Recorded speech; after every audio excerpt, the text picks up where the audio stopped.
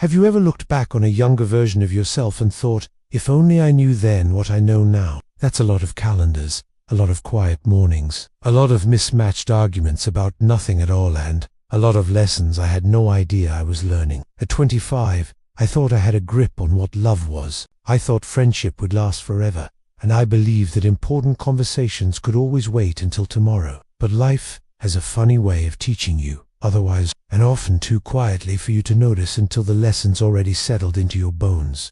I do that more often than I care to admit, not out of regret, exactly, but with a soft kind of ache. I found out from someone else, and it wasn't until years later, decades, really, that I realized I hadn't just missed coffee. I'd lost a friend. You think we'll always be close. We've been through so much together. But friendship, like marriage, needs tending. It needs to be fed time, effort, attention. Otherwise, it fades so slowly you don't notice until it's gone. I'd have made the coffee dates, even when I was tired. Because, here's the truth, friendships are part of what make marriage feel lighter. They fill in the gaps where your partner can't always reach. The kind that reminds you just how fast time moves when you're not paying close attention. Now, I've been married for over 40 years. If you're watching this, maybe you're like me. They get heavier. And even if your partner doesn't say anything, they're carrying it too. We both were. I'm talking about the tiny slices of time we waste not by resting, but by avoiding. We'd been coasting for a while. Everything looked fine on the outside: jobs, kids, dinner on the table. But something was missing. Especially when you're young, it's easy to let everything else fall away: your buddies, your own hobbies, even your own thoughts sometimes. A doorway I almost never opened because I kept telling myself, tomorrow. But those friendships, they matter more than you think. Maybe it's with your partner. Maybe it's with your grown child. Maybe it's even with yourself. They give you perspective when you and your spouse can't see eye. Not big enough to notice right away, but over time, they added up. They hold a mirror to the version of you that existed before bills and bedtime routines and adult responsibilities. Maybe you're in your 60s or 70s, looking back just a bit. Because before we move further, I want you to let those first two lessons settle a little. They're not about how to argue better, or how to split chores without resentment,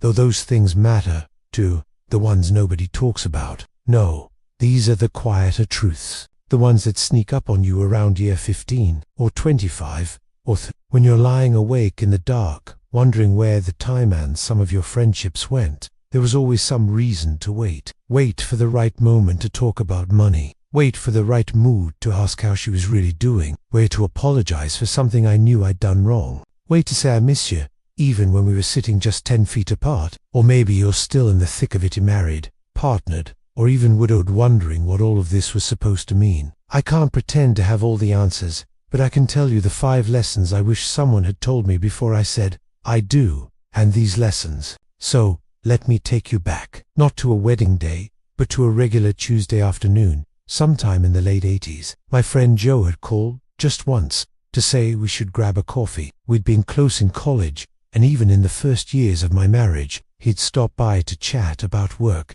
about books, about nothing in particular. But that week, I was tired. Work had piled up, the kids had been sick, and my wife and I were barely speaking after a ridiculous fight about lawn care. I told myself I'd call Joe back in a few days, but I didn't. Not that week, not the next, not ever. He moved across the country later that year, and that leads me to the first lesson I wish I'd known. Friendship doesn't survive on memory alone. In your 20s, friends feel permanent. Marriage often becomes the center of our world. If I could go back, I'd have kept more friends close. Now, the second lesson comes from a place a little deeper. It's about time, not in a big picture life is short kind of way. Procrastination isn't always about laziness. Sometimes it's emotional fear, dressed up as busy work. I can tell you how many conversations I postponed over the years, because I didn't feel ready. And every time I waited, a small crack appeared in the space between us. There's a silence that creeps into a long marriage, not because you have nothing to say, but because you've gotten too good at saying nothing at all. It took me a long time to understand that the hard conversations don't get easier with time. I remember one moment, maybe year 12 or 13. One night, I finally asked her, "Are you happy? Really happy?" She looked at me like I'd just woken up from a decade-long nap, and I realized I had. That question led to a 3-hour talk that changed everything. It wasn't a magic fix, but it was a doorway back to each other. If you're listening to this now, I'd bet there's a conversation you've been putting off. Don't wait for the perfect time. The perfect time is a myth. Looking back, I don't regret the mistakes we made, but I do regret the things we never said. That's where I'd like to pause for now. The friendships we let fade, thinking they'd always be there. The truths we avoided, thinking silence was easier than honesty. These are not dramatic, movie-worthy moments. They're small, but they're the ones that shape a life. And there's more. More things I wish my 25-year-old self could have heard, not as warnings, but as gentle nudges toward a richer, fuller, more connected life. There's a strange thing that happens when you've been with someone for decades. You start to believe you know them so well, you stop asking questions. Not because you don't care, but because you think you already know the answers. I used to think I could read my wife like a book. After all, I knew how she took her coffee, what shows she liked, how she folded the laundry a certain way like it was some kind of origami ritual. I thought that meant I understood her, but routine isn't the same as knowing. Familiarity isn't the same as connection. Which brings me to the third lesson. People change, even the ones you think you know best. She quickly tucked it away, a little embarrassed. When I asked, she brushed it off.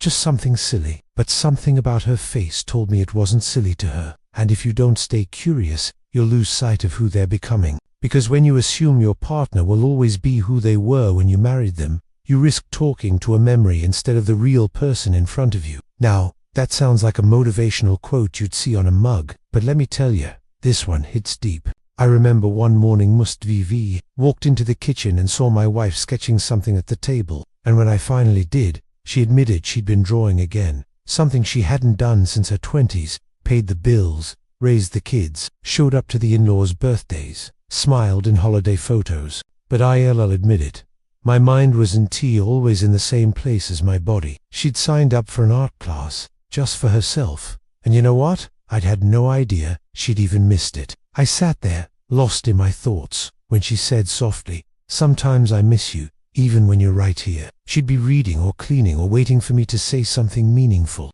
but I was tired, or distracted, or quietly worrying about something at work I couldn't control. But she hadn't been standing still, she'd been growing, in quiet ways I hadn't noticed. But over time, if that's all you give, it wears thin. It took me weeks to bring it up again, or sit in silence and notice the way her eyes crinkled when the wind caught her hair. We hear about compromise and communication and choosing the right one, but no one really tells you about these quiet lessons. They come in a passing comment, a look, a sigh, a moment of absence. The kind that only show up after years of missed coffee dates, forgotten dreams, unsaid words, and late-night porch talks. Fully, but also the one that saved me more than once. And no matter how long you've lived, you never stop learning how to love yourself. Even after 40 years, she'll still surprise you.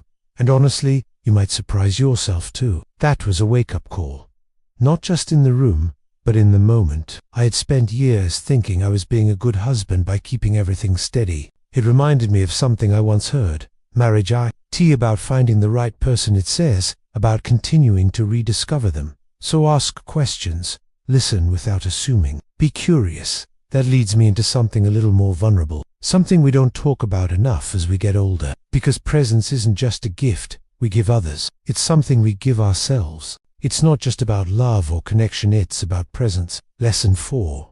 Being in the same room isn't the same as being there, really there. There were years, whole stretches of years, where we did everything right on paper. I'd come home after a long day, sit on the couch, and scroll through my thoughts while the TV buzzed in the background, and I told myself that was normal. That being there physically counted for something, and sure it does. I remember this one night, after dinner, the house was quiet. Kids had grown up and moved out by then.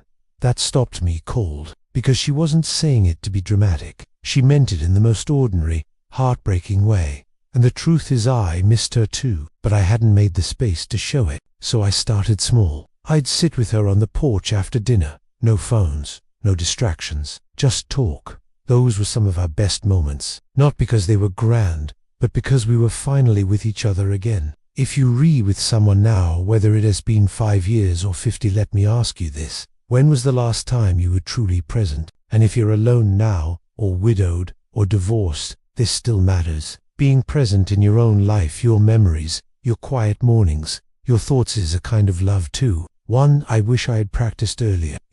I think we spend a lot of time preparing for love when we're young. We read the advice columns. They don't come in a dramatic speech or a bold realization. And when you finally notice them, they change you. There's one more lesson I want to share. Maybe the hardest one to learn. We'll get to that in just a moment. But for now, I want you to sit with this thought. No matter how long you've been with someone, you never stop learning how to love them.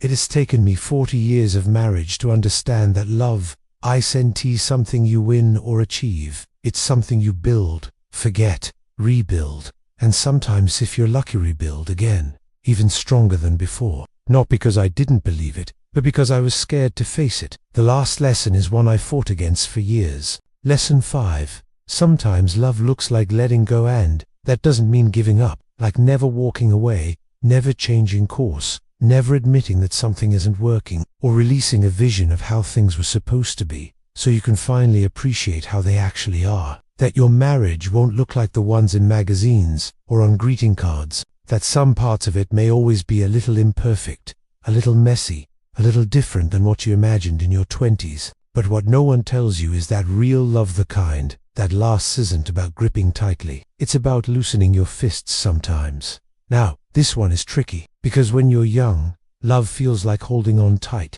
Love isn't about who's right more often. It's about being willing to lay down the scorecard and ask, how can we find each other again? And sometimes, you'll fall in love again slowly, gently, unexpectedly. Letting go of who you used to be together can feel like tearing off a piece of your heart. But it also opens space. Space for memory. Space for peace. Space to love them in a new way, even if they're no longer beside you. Maybe over coffee. Maybe over the sound of the dishwasher. Maybe just by looking across the room and realizing you're still here, together.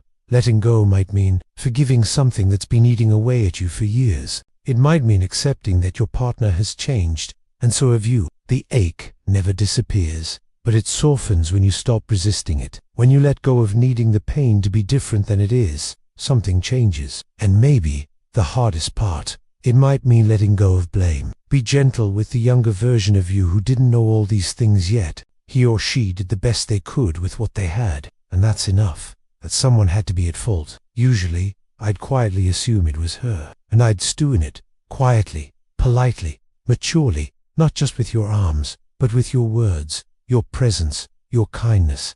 I'd love to hear your story. Don't wait for a special day to say, I'm glad I'm doing life with you. Say it now. We're all still learning, and we're doing it together. But I would whisper these 5 lessons to my 25-year-old self, if I could. That it should always feel magical, that it should never crack under the pressure of real life. There will be layoffs and illnesses and misunderstandings. There will be years when your sex life flatlines, and years when your communication sounds more like Morse code. There will be moments when you look at your partner and think, who are you? And, quietly, who am I? But still, stewing. I used to think that if we had a bad patchy argument, that wouldn't end. A few months of feeling distant, it meant something was broken. I wasted years like that. What I wish I had known is that no one wins when you keep score. We've all stumbled. We've all stayed quiet when we should have spoken. We've all learned some of the most important things a little too late. Letting go doesn't mean giving up on your marriage. It means giving up on the illusion that it should always be easy, because life will press down. But if you can let go of needing things to be perfect, you'll find your way back. And if you've lost someone, whether through divorce, death, or time, that lesson still matters. I've seen that, too, with friends who lost their spouses after decades. You start remembering the good things more than the hard. You smile before you cry, and to carry them forward not in grief, but in gratitude. So if you're still with someone, hold them. And if you on your own, don't forget that the relationship you have with yourself is just as sacred. Looking back, I don't think I would change the hard years. They taught me more than the easy ones ever could. I'd say, don't take friendships for granted. They don't always wait around. Don't wait to say the hard things. They're the ones that bring you back together. Stay curious about your partner. Don't assume you've seen it all. Be present, not just in body, but in soul. And above all, know when to hold on and when to let go with love. If any of this rings true for you, I want you to know you're not alone. But it's never too late to live those lessons now. Leave a comment below and tell me what's one thing you've learned about love, friendship, or marriage that you wish you'd known earlier. And if this spoke to you, go ahead and click like or subscribe for more stories and conversations like this. Here's to love that grows up with us, to friendship that stays in the room even after the coffee's gone cold, and to you wherever you are on the journey. You're not alone. You never were. And you've still got time to say what matters. Thanks for being here with me. I'll see you in the next one.